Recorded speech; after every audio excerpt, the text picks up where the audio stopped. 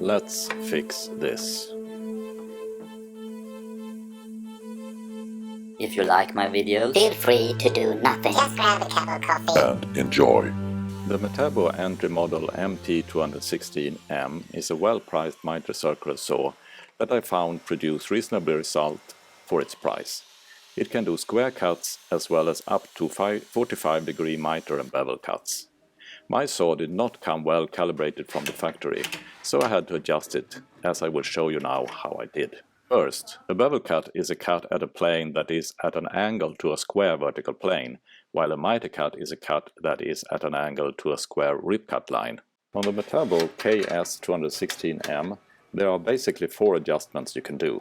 1. Adjust the fence to be 90 degrees to the cut line of the saw. 2. Adjust the vertical end stop to make the cut surface square to the horizontal plane. 3. Adjust the 45-degree bevel end stop to make 45-degree bevel cuts. And 4. Adjust the mitre angle indicator to show the correct mitre cut angle. First, I adjusted the fence to be square to the blade. I used a square for this but found it to be a little fiddly.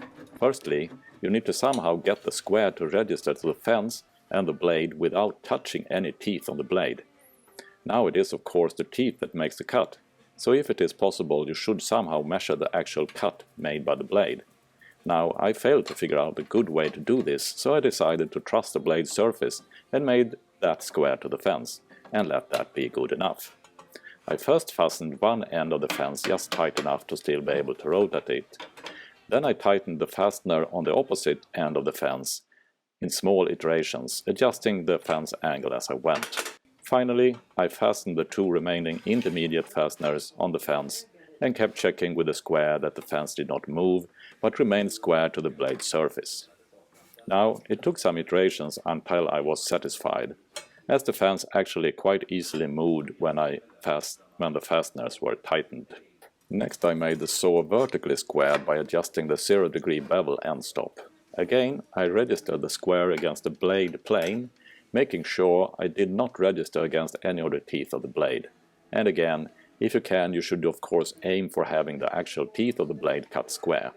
But I failed to find a good way to measure this, so I went with making the blade plane as vertical as I could, and let that be good enough.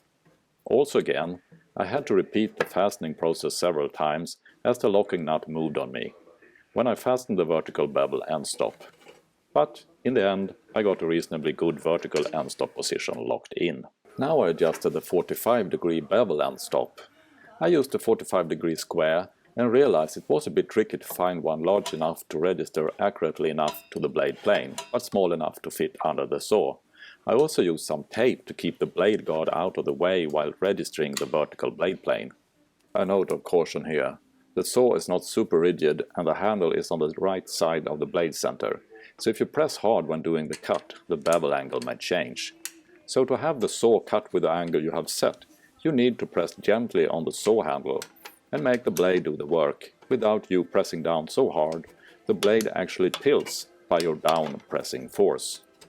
Anyhow, after having repeated the fastening of the 45-degree bevel end stop a couple of times, I managed to get it locked at a reasonably good 45-degree bevel angle. Again, you have to make friends with the locking nut moving on you when fastening this end stop, even if you try to keep it still with a wrench. Finally, I adjusted the mitre angle indicator to show 45 degrees at the saw built-in 45-degree mitre locking position. Note, I found no way to actually adjust the mitre locking positions on the saw. If you have any idea on how to do this, please let us know in the comments below. I settled for just adjusting the indicator to point at 45 degree at the max mitre position, and then it actually showed 0 degree in the square position. So, there you have it. I made some test cuts to confirm my saw now cut reasonably accurate both straight, bevel and mitre cuts.